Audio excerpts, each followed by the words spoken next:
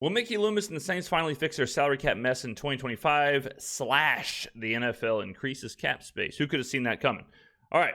Today, ladies and gentlemen, on the channel, the face of the franchise, me, is going to react to this video from the Hunt Palmer Show. Now, listen, I want to use this video as a vehicle for a bigger conversation. All right. And that conversation is revolving around the idea of the salary cap, the idea of cap hell, the idea of $220 million of cap room in 2027, the idea of under the cap, the idea of over the cap, and the idea and the philosophy behind why the Saints and the Eagles and the Chiefs and the Ravens all manage the cap how they do. All right. I've been getting a lot of questions, and I know other creators in the space have been getting the same questions. So I'm going to make this video as kind of a encyclopedia to go back to and reference if you have any questions about the cap. All right, so before we even start, I want to get one of the biggest universal truths out of the way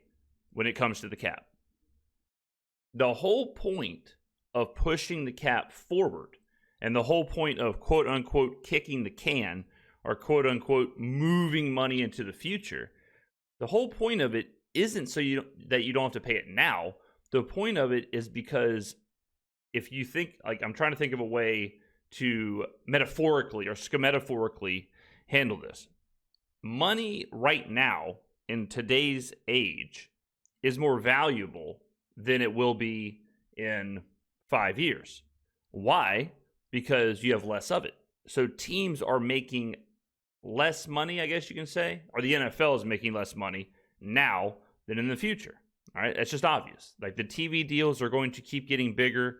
The contracts are going to keep getting bigger. It's the same thing as if you think about a contract in 1990 versus now, right? Players get paid more because the league makes more, because teams make more, etc. All right, in the future. So if you have more money in the future, then the dollar is cheaper in the future. If you think about it like this, if you have $100,000 today, $1 is a much higher percentage of that $100,000 than if you have $1 million in 5 years, right? So in 5 years, if you have $1 million, that $1 is a much lower percent of your total monies, right? Makes sense. So teams say, well, why would I pay now? Why would I pay, let's just use like a really small number. Let's say you have $10. And your bill is $1. But in 5 years, you'll have $100 and your bill is $1. Wouldn't you rather pay that bill in 5 years when $1 is 1% of your total versus today when the dollar is 10% of your total? Okay. So now I know, I know money and all that stuff is not the funnest thing to talk about. It's, the economics of the entire thing, but that is why teams push everything forward, is because of that percentage of their allocated money. They know the league will grow. The NFL is going to always grow, barring some crazy thing happening. The money will always increase. And the reason we're having this conversation is because the NFL increased the salary cap because the league is making more money, TV deals are getting more expensive, et cetera, et cetera, et cetera. So when you hear, I think they increased it $25 million. The super simple answer for what that does for the Saints cap is the Saints save $25 million off the cap because they're getting that extra money. So you can look at it as just a straight up coupon for the Saints for how much they got to pay. So think about it like that. Let's go ahead and react. If you have any questions, put it in the comments. All right, ladies and gentlemen. The NFL informed the organizations in the league today that the 2025 salary cap is going to be roughly $277 to $281 million, somewhere essentially around $280 million for 2025. That is an increase of somewhere in the neighborhood of $24 million year over year, and it's also larger than general managers were allotting for the coming season. Real quick, let me show you This happened, and we're going to reference a lot of stuff here. So this happened really recently. I think the same exact thing happened in like 2023 or 2022.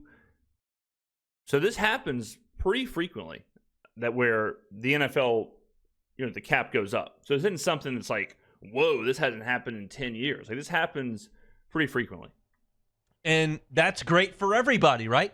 Yeah. That's great for the teams. They've got more flexibility. It's great for the players. They're going to be allowed to be paid a little bit more. Awesome across the board. And if you're looking at this and you're a New Orleans Saints fan, you're going, well, this is awesome. Now we got more cap room to use. And that's not wrong. That's absolutely not wrong. Yeah, it is true. But when I saw that, here's immediately what came to my mind. Because we know now that the Saints have picked their head coach, you've got some variability as far as coordinators and your staff goes. And then you've absolutely got to get after this roster building. And it's got to start with the combine into the draft. The draft's got to be huge.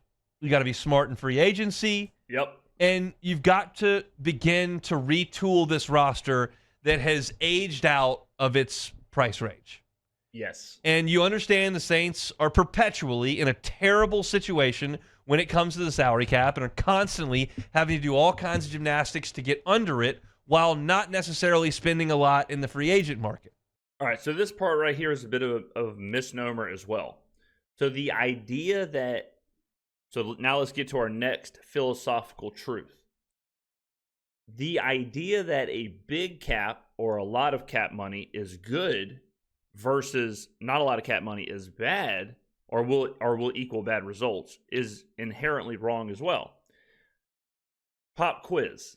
What do teams do with cap? What do they do with the cap? Like, what do they do with the money? Okay. Anybody can answer. Your first thought is, we'll sign free agents, right? Okay, true. That is something they can do with monies. What else is it? Pay their players, right? They can pay their own players, give contracts, whatever. So here's the question. Why do some teams want to operate or choose to operate with a little bit of cap room? The answer to that is to keep your core group of players. So for teams like the Chiefs or teams like the Eagles or teams like the Saints for a long time there, the belief in the front office is our core group is good enough that we don't really have to make a lot of moves. We don't really have to sign free agents. We're not expecting to sign a player to some huge deal. Like, we're pretty good how we are. As long as we can keep that cohesive unit, then, we get a couple of plug-and-place pieces, and then we're good to go. It's just kind of like, okay, we have this core group. We want to keep them together. And then with that core group, we'll take some shots at it and see if we can win.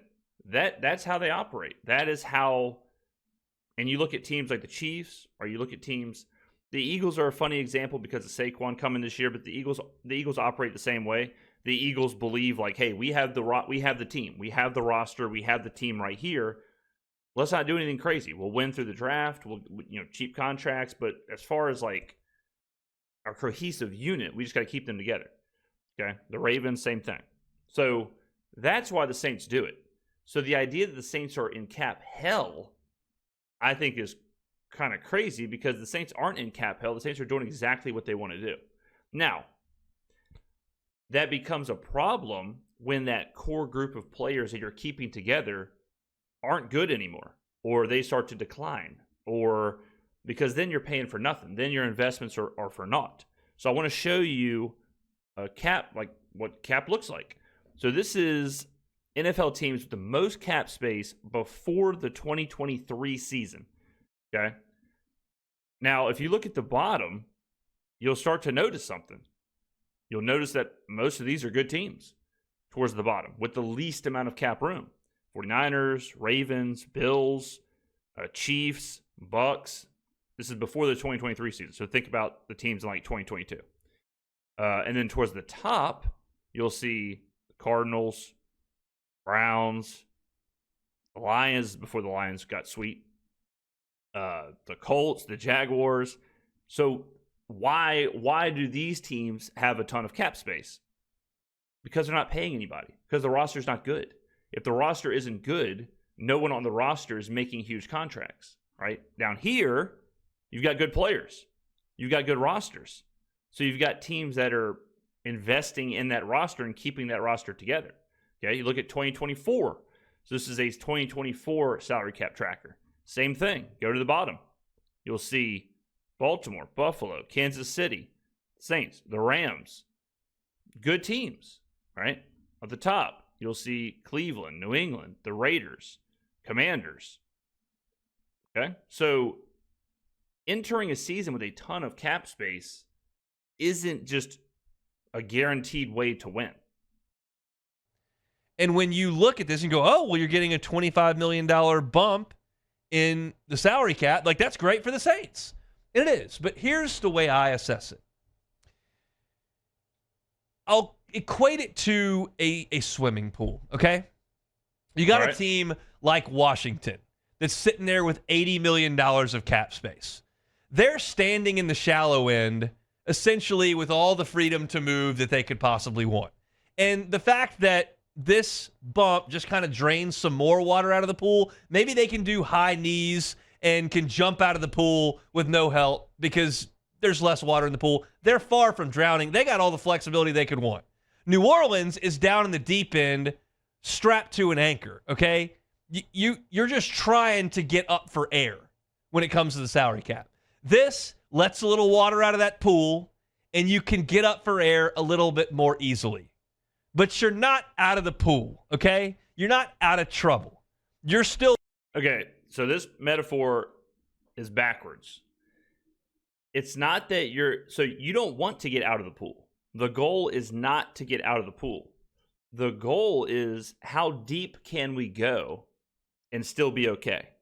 That's the goal. You don't want to be in the shallow. You don't want to have $100 million in the shallow end doing nothing. You want to be in the deep end. When you put more water, for example, all right, when you put more water into the pool, I mean, fine. That's just more water for me to play in. Cool. Like, that's good. That's totally chill. If you want to think about it in a way, like imagine you're in the deep end, but there's a ceiling over you. And the ceiling is small, like close. And let's say you're in the deep end and you're treading water, which is fine, but you're getting kind of tired. And then the $25 million cap increase just raises the ceiling a little bit. You're fine in the water. Like, you're fine just treading water, swimming, whatever. That's no problem. The problem is the ceiling, right? The higher the ceiling goes, I'm good to go. I'm chilling. All right. So look at it that way. Still very much buried with, let's call it, based on what this salary cap situation will be in 2025, let's call it $35 million over the cap. Okay. So that's not exactly suntanning up out of the pool completely. That's still very much in the pool. But again, you want to be in the pool. We just showed you here. It's okay to be in the deep end. It's totally fine to be in the deep end of the pool. The problem is when you're in the deep end with bad investments. All right, we'll remove the pool analogy now. The problem is the value of money that you're getting. So if you're paying a ton of garbage players or bad contracts or you're not getting any results, yeah, that sucks. That is not where you want to be. But if you are paying the right players, who gives a shit about the cap? The cap doesn't matter at all. You don't get extra points when the game starts for having $50 million in cap room. You don't get deducted points for having $557,000 of cap room. It's all the same. All you got to do is focus on what you're putting on the field. That's all you got to focus on. This like obsession with the cap is, I think it's a really lazy narrative device, similar to first round picks. And we'll get to that in a minute because I want to dispel that truth as well. The idea that you want like all this money isn't the case. It's the same thing. I mean, we're really getting in an economic conversation here. But let me ask you this. Let's say you're a businessman and you've got $10 million in your bank account. All right, that's too much. Let's say you have $1 million in your bank account. Like, if you're going to invest that $1 million in, let's say you buy 10 rental properties for $100 million or $100,000. This is getting out of control. You would much rather have the 10 rental properties, but you invested all of your money. You have zero money now. You have zero cash, but you have 10 rental properties.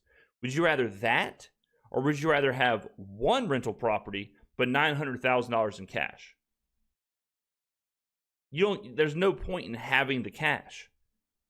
You'd rather have the investments. You'd rather have the actual, houses and real estate. You'd rather have that so that it can start working for you, making your money. You're going to make so much more money down the road. Same thing with the cap. You would much rather have a small amount of cap, but a ton of good players and a good roster held together. You don't want every year to have a whole new roster because you're constantly just signing new free agents and you want to keep your good roster together. It's all about roster building and keeping that roster together. So there is no benefit to a huge cap. There's no direct benefit to a huge cap versus a small cap. All right. I mean, this is a crash course, ladies and gentlemen. Got a little bit of relief here. And when I see the relief, I don't immediately think to myself, oh, who can the Saints go sign to help the 2025 roster? Yeah, I think that. Okay, less gymnastics have to be done to, in fact, come up for air. And the magic word that we always hear with New Orleans is restructure. Less restructures, okay? You're talking about a... Why do they restructure? This is another pop quiz. Why do they restructure, ladies and gentlemen? Anybody can answer. Don't be scared. Don't be shy. The reason they restructure is because they make fugazi deals that push cap way into the future, and they have ghost years at the end of contracts, like Alvin Kamara's ghost year that would be happening this year. So Alvin Kamara's last season of his previous deal was $20 million base salary with $0 guaranteed. That's an obvious ghost year of his contract. So then you restructure that, because you have to, and you spread money out into the future, right? And why do you spread money out into the future? We've already gone over this. Okay, my study guide is working, hopefully. That's why you do it. Now, pop quiz number 3, it's on the study guide. Why would you want to do that when it comes to Alvin Kamara? Because you believe he's one of your best players, and you believe you need him on the team. You believe that your team is better with him, so keeping him on the team is conducive to you winning. That's why. That's the whole point. That three-pronged approach is how you get to the Saints' philosophy. And I say the Saints, but it's all these teams. Salary cap that will have increased $50 million. Like Patrick Mahomes. His contract is it's 10 years, $500 million or something like that. Why did they do that? Because they believe by the time he gets to his 8th year in that contract, he is going to be incredibly underpaid. Because they know, the Chiefs, they know that contracts will just continue to go up. So if they pay him on a 2-year, 3-year, whatever basis, by the time they get to that third contract, instead of making $50 million a year, quarterbacks will probably be making $85, $95 million a year because the cap's going to go up, contract's going to go up, et cetera, et cetera. You can already see it happening. You can already see, Dak Prescott signs a, whatever it is, $65 million a year deal. Why is he getting paid more than Patrick Mahomes? It's not, because it's nothing results driven, right? It's all financially driven from the league and from the teams. Over 2 years. The NFL is trying to help the Saints get out of the swimming pool. But it's got to be done the right way. So what I don't need the Saints to do is go ahead and restructure a bunch of these deals, Derek Carr's included, to get way under the salary cap and then go sign new players to expensive deals. What I need is for this pressure release that's been unexpected, as being reported by all these folks that cover the NFL, to allow the Saints to go, okay, we got a little bit more room than we thought. We don't need to restructure and kick the can a little bit further down the road and put more years on the deals and sprinkle money over here. No, you don't need to do that. You need to let these aging guys come off the books and realize that you're still a year away from really making moves. Okay, so this is the next point. This is obviously what the Saints are doing. Refer to your study guide. What is the point of paying all these players and kicking the can down the road and restructuring and all that stuff? Because you want to keep the players, right? If the Saints believe, which they obviously do, that this unit is no longer worth the investment, okay? So you're not getting the same bang for your buck. So the next obvious step, which I'm surprised that everyone doesn't understand this, the next obvious step is to refresh that, to get rid of the old contracts, to get rid of the aging players, to get new players through the draft. And then you sign those players to their deals, and then if they're good, you restructure and kick the can so that you hold that group together, a la the Cincinnati Bengals. The Cincinnati Bengals right now are doing what the Saints did 10 years ago, or not that long, 8 years ago. They're saying, okay, how the hell can we keep Joe Burrow, Jamar Chase, Trey Hendrickson, and T. Higgins all together? And they're going to do whatever they can do to get $2 under the cap to keep those guys together while paying them and keeping them happy. Now, if T. Higgins and Jamar Chase and Trey Hendrickson become average to below average players, the Bengals aren't going to do that. The Bengals are going to say, okay, we got to get out of these contracts. We got to refresh. We got to, eat the dead cap, whatever. That is the constant cycle that you see with teams, is players are kept until they're not good. Then they're dumped. You eat the cap. You reset the books. You get the new group of players. You re-sign them, reset. And that's what we call windows. All right. I always reference your winning window. Now, for the Saints, they had multiple winning windows because of the 2016, 2017 draft classes. So it seems like the Saints have been doing this for 10 years. And they kind of have. It's just been with separate windows, but the Saints have been so good at drafting that they've never had that lull. They never have had that super 3, 4, 5 year stretch where they're just horrible and they're just dumped their roster and they have just no one on the roster worth keeping and whatever. So that's why it seems like the Saints have been doing this for so long. But we're now in that reset period. That's already been accepted by the team. The team traded Marshawn Lattimore. You trade Marshawn Lattimore because you understand, okay, we got to reset this window. But as the cap continues to go up and the Saints roster continues to have contracts meet their finish line, you're getting close. Yeah. This is as close as the Saints have been to a reasonable salary cap situation in years. You can see the light at the end of the tunnel. Yeah. And the league is helping you by bumping up that limit, that cap, but don't take advantage of that today. Just sit tight. And the next question that has to be answered is, do you have the confidence that the Saints will, in fact, do it this way? I mean, you certainly should, because they've done it that way for the last 20 years. I mean, this is their blueprint. This is how they've been successful. All right, so the next thing, I was kind of waiting until he brought it up, but we're kind of deep into the video. This is a big point. You keep hearing these numbers of $221 million in 2027, 80-something million dollars in 2026. Those numbers exist, but the cap is fluid. The cap moves. You have to re-sign players. You have to restructure players. You have to, all this stuff happens. In 2027, when we have $220-something million of cap room, we only have 20-something players on the roster.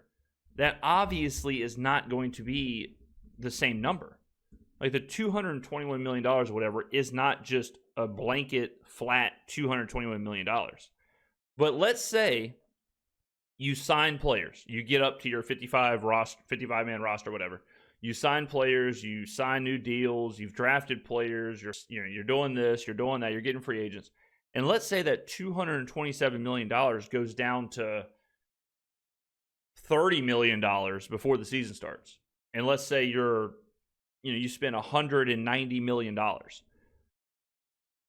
That doesn't matter at all. If you have $30 million, you have a ton of cap room. So whether it's $227 million or $2 million, who cares? It doesn't matter. So I've heard people say, like, well, you said there was going to be $221 million of cap room, but this person is saying by the time the season comes around, we'll have $20 million of cap room. It's all the same. It's not the number. Do not focus on the number. Focus on what you're doing with the money. So if you have $221 million of cap room in 2027, all that means is you have way more money to do with stuff, which they will do with they will do stuff. They will sign players, they will extend players, they will restructure players, they will utilize that money, they will sign contracts, they will do whatever. So, people are focusing on the wrong thing here. The end number, like that hard $227 million or $221 million or $81 million or whatever, that is never, ever going to stay the same. Ever. The forecasted number is not what you're chasing. That's just a number that you can base, like, okay. The best way to look at it is just like, wow, we have $227 million of cap room forecasted, so we'll be able to make a lot of moves. We'll be able to do whatever we want. Are those moves free agents? Are those moves long-term contracts? Are those who the hell knows? All right, but don't get lost in those big numbers, and don't expect those big numbers to stay the same. I'll tell you, I'm starting to really believe that things have changed. They have only made one move financially over the last 12 months that I have looked at and gone, no. Since they restructured Carr, that really added on another year that you were wedded to him. And that was in the Allen era where they were still thinking they could win, and they're still being aggressive and doing everything they can do to make sure they're going to be competitive the next year. Since they did that, they haven't really stepped out of bounds. All right. So using the study guide, why do you think they made that deal with Carr? Because they obviously thought Derek Carr was his play on the field would be more than the value of the contract. Now, that hasn't been the case. Okay. That's the problem with the Carr contract. If Carr would have played up to his level for an extended period of time without getting injured, and the team would have won games, you would win the division, or you do this or whatever, then that contract is no longer bad. That contract is like, okay, sweet, we got a good quarterback for a relatively cheap deal. We can keep restructuring out, keep kicking the can down the road. We can hold him for the contract, and we're set to go. But the issue is that 2 years into it, you're trying to find a way out. 2 years in, you're trying to say, okay, we'll eat our losses here. It is what it is. That's the situation. Okay. So same thing with the rest of the players. Like, this happens all the time where, Todd Gurley is a great example. Todd Gurley got a huge contract for the Rams, all of a sudden can't play. So it's like, it's just a bad investment. It happens. If you play the stock market or play anything like that, it happens. Where you buy in, your cost basis is whatever, stock plummets, didn't work out. You take the hit, you move on. Okay? Happens all the time. Bad contracts happen all the time. We see it across the league. So, that's less of like a financial mistake and more of a like player development, or not player development in Carr's case, but just a forecasting of how good a player is, I guess, for the situation. I would not have made the Kamara deal. I've made that clear. I don't think it's crippling to the franchise. He's still playing pretty well. His attitude's phenomenal. He's not the issue. So I still wouldn't have done it, The Kamara but it's deal not is good. crippling. It's a good deal.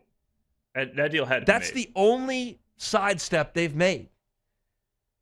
They're not adding on big-name free agents at big deals for big money in multiple years. Yeah. They haven't done anything else with Derek Carr. They haven't made huge draft moves to ditch 3 picks and move up 2 rounds. they've been relatively in step with what most of us think they should be doing.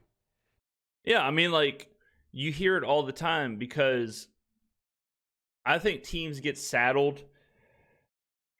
I think teams get saddled with narratives to make it easy on national analysts to cover the NFL. Not every, besides me, analysts don't watch every single team, every single second, every single game, and really keep up with the entire NFL. So there's narratives driven to help national analysts talk about teams. A narrative that has been driven about the Saints is that they are in cap hell. But if you look at these numbers, you don't ever hear other teams in that bucket get talked about that way. You don't hear that the Bills are in cap hell, or the Ravens are in cap hell, or the Chiefs are in cap hell, or the whoever's in cap hell. I have never heard, and let me know if you've heard this, I have never heard another team, blank team is in cap hell besides the Saints. The only time I've ever heard salary cap hell is when it's tied to the New Orleans Saints. The Saints are very rarely, maybe even never, 32nd on these lists. They are usually, by the time it's all said and done, in a perfectly fine situation to do whatever they want. Whether it's not whatever they want, it's not Madden. But have you ever heard any other team be phrased as they're in cap hell? No, because it's a narrative device. It's just an easy peasy narrative device. Okay. Now, have they traded back in the draft? No.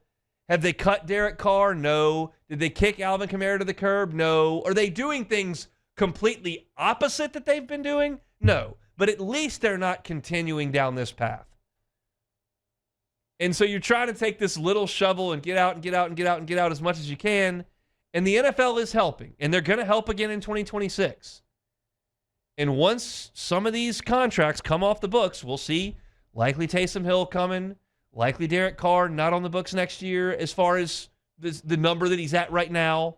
We'll see what the future holds with Cam Jordan. I think Tyrann Mathieu wants to play a couple more years. Ramchek's about to officially retired. Like, it's starting to happen. And it's frustrating to an extent as a fan not to be able to accelerate things. It's just not the way it works. And you knew this day was coming for a decade when you were doing business the way that you were doing business. But the point that I'm trying to make here is it just doesn't appear to me that they're just doing business the way they've always done business. I think they're changing a little bit. I don't know how much of that is Mickey Loomis and Dennis Lauscha and Kai Harley. I don't know how much of that is going to be Kellen Moore. That's a little bit more than I'm privy to from the outside just commenting. But I've got the actual transactions that they're making. I've got the dollar figures that are attached to all these players and what the salary cap's going to be from the NFL. And I'm not talking about Hunt here. I'm talking about just in general. Have you noticed that all of a sudden, I'm talking like within the last 2 weeks, all of a sudden, there's a whole lot less cut or fire Mickey Loomis. There's a whole lot less Gail Benson sell the team, and a whole lot less of the front office is a disaster and all of that. Have you noticed that? Have you noticed that, like, what we've been saying for probably the last year, all of a sudden a lot of other analysts are saying? Have you noticed that all of a sudden everyone's like, well, maybe the Saints are a complete dumpster fire franchise that no coach would want to go to? Well, maybe the Saints aren't in cap hell. Wait a minute. Like, it took one tweet from, who was it, Scott Shanley, to explain the 2026 cap and the 2027 cap, and all of a sudden everyone's like, well, there is a light at the end of the tunnel. But before that, it was just super simple, super easy, cap hell, front office disaster, Saints are a dumpster fire. And everyone was completely ignoring the last 20 years. And if you just look at the last 12 months as a snapshot and you don't add the 3 years behind that, and you just look at what they've done in the immediate past, it feels like there's a move at foot. And I think that's a good thing. It's just not going to be quick. You haven't heard Mickey Loomis say this. You haven't heard Kellen Moore go on the record with this. That's not concrete in terms of, we're rerouting. I've heard baseball teams say this. We've heard NBA teams say this. We've watched NFL teams do this. It feels like the Saints are in the middle of doing that. All right, so the next thing I hear all the time is, why didn't they do this 2 years ago? Why didn't they start this 2 years ago? Again, the answer to that is pretty simple. Because they thought the players were still good. And they were. Demario Davis, 2 years ago, was an all-pro linebacker. 2 years ago, last year, not last year, but, last year as far as, I guess last year would be 2 seasons ago now. But he was an all-pro. I think he was third on Pro Football Focus's linebacker grade. So you've got players that 2 years ago are elite, okay? Think about the Michael Thomas situation. When the Saints paid Michael Thomas, he is considered an offensive player of the year. He is considered the same way you would consider Justin Jefferson or Jamar Chase or whoever now. And he gets injured and he never, it all kind of falls apart. But when they're dealing with his contract, they're like, this is a core guy we have to keep on this team. Same thing with Cam Jordan, same thing with Ryan Ramczyk, same thing with whoever, where they're like, this is a core component of why we are winning. Yeah, if you can see in the future and see that Ryan Ramczyk is going to medically retire within a couple of years, yeah, you don't give him a huge contract. But you don't, that's the benefit of hindsight, right? So 2 years ago, why would they reset? 2 years ago, they are still thinking, these are good players. We're just trying to figure things out. And then you add into the fact that they're dealing with the loss of Sean Payton and the loss of Drew Brees. The franchise is in a complete transitionary period where they're trying to figure out who the identity is, what their coach is going to look like, all that stuff. Same with Dennis Allen. Hindsight, yeah, you never let Dennis Allen be the head coach. But if you go back, you're sitting there thinking, this is the best DC in the NFL. This guy has piloted our defense to be a top 5 defense for pretty much a decade. We can't lose this guy. So if you look at through that lens, it's okay. We'll give him a shot at being the head coach. You look at it now, yeah, it was a total disaster. But can't blame him for that move. Same with some of his contracts. You're gonna people keep saying, well, why didn't Zach Bond start over Demario Davis? What? Zach Bond was a special teams player. Demario Davis is an all-pro. You're not going to do any. You're not going to bend over backwards to try and get Zach Bond playing time over Demario Davis. So, the hindsight thing certainly helps that conversation. All right, at the end here, we're going to dispel another thing I keep hearing over and over and over and over and over again, and and I've done this a million times, but I'll do it again because we have so many new subscribers and listeners. People keep saying that it's okay if the Saints lose next year, or if Spencer Rattler plays and the Saints suck because they can tank and then they can get a good draft pick and they can be good. High draft picks do not correlate to winning. If you look at the Jacksonville Jaguars, look at since 2008, okay? They pick 8th overall, 10th overall, 10th overall, 5th overall, 2nd overall, 3rd overall, 3rd overall, 5th overall, 4th overall. For almost a decade, they picked in the top 10 exclusively, okay? They picked in the top 5 for 6 years in a row. They picked in the top 5, all right? Then they pick 29th. Then they pick 7th, 9th. They have two first-round picks in 2020. 7th, 9th, 1st, back-to-back first overall picks. Okay? So 2008 until now, look at all of these top 10, top 5, and first overall picks. Okay? Now imagine you're here. Or imagine you're here. Imagine you're in 2007. And imagine you say, you know what? It's okay if we suck next year because we'll have a top 10 pick. And imagine you're in 2008 and you have the 8th overall pick. All right? And then you go on this stretch. Look at the records since 2008. 5-11, 7-9, 8-8, 5-11, 2-14, 4-12, 3-13, 5-11, 3-13, 10-6, 5-11, 6-10, 1-15, 3-14, 9-8, 9-8, 4-13. They are almost 100 games under 500. If you add it all up, it's like 82 and 181 or something like that. It's like it's right around there. It might be like 87 and 180. It's right in that world of 100 games under 500. Okay. So simultaneously, they're exclusively getting top 5 picks, top 10 picks, while losing all these games. I mean, look at this stretch from 2008, all right? You can see the picks to 2018. So we know there's 1, 2, 3, 4, 5, 6 top 5 picks and 4 top 10 picks, or I guess picks between 6 and 10, all right? So look at that stretch of picks, and then look at this from 2008 to 2018. Look at these records. 7-9, 8-8, 5-11, 2-14, 4-12, 3-13, 5-11, 3-13, 10-6, 5-11. All right? And people keep saying tank for Arch Manning. Trevor Lawrence was way better of a prospect than Arch Manning. So they tanked for a generational draft prospect who's absolute ass. Okay? Look at these guys. Look at these players. 3 quarterbacks in the top 10. 2 quarterbacks in the top 5. And this equated to absolutely nothing. And it's all different positions. You get defensive ends. You get tackles. You get wide receivers. You get defensive tackles. You get quarterbacks. You get cornerbacks. You get running backs. You get linebackers. Everything. Any and every pick. You get big schools, small schools, Power 5, national championship teams, national championship winning quarterbacks, whatever.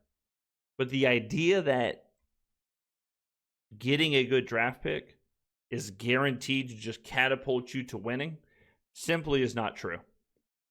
And all you got to do is look at this team. So every time I see I'm kind of thinking, let's just lose as many games as possible next year, get the 6th overall pick, 4th overall pick, and then we'll be right as rain. We'll be right as rain. No problem. Easy peasy lemon squeezy. Not the case. All right, ladies and gentlemen, we learned a lot today. I hope this helps clear up the cap stuff. And I hope this helps you look at football a little differently. You do have to factor in a lot of this stuff when you're making decisions. Like when people say, don't cut Carr or don't cut Taysom Hill, cut Carr. It's like, well, it's totally, like the 2 contracts are completely different. One contract has 2 more years on it. One contract is expiring. One contract, the guy is injured. One, he's 30. You got to factor all that stuff in. I've heard people say, trade Taysom Hill. Why would you cut him? Trade him. Guys, who is going to trade for a 33-year-old running back who's going to play maybe half the season, who is on the last year of his deal where he's making a ton of money? Why would anyone do that? No one's going to do that. Okay? So you got to look at roster management, contracts, all that stuff. You have to look at it through the lens of an NFL executive and not from like a Madden player. And if you do that, it can kind of guide you on what teams are going to do or why they do them. All right? All right, ladies and gentlemen, get on down in the comments below, and I will see you in the next video.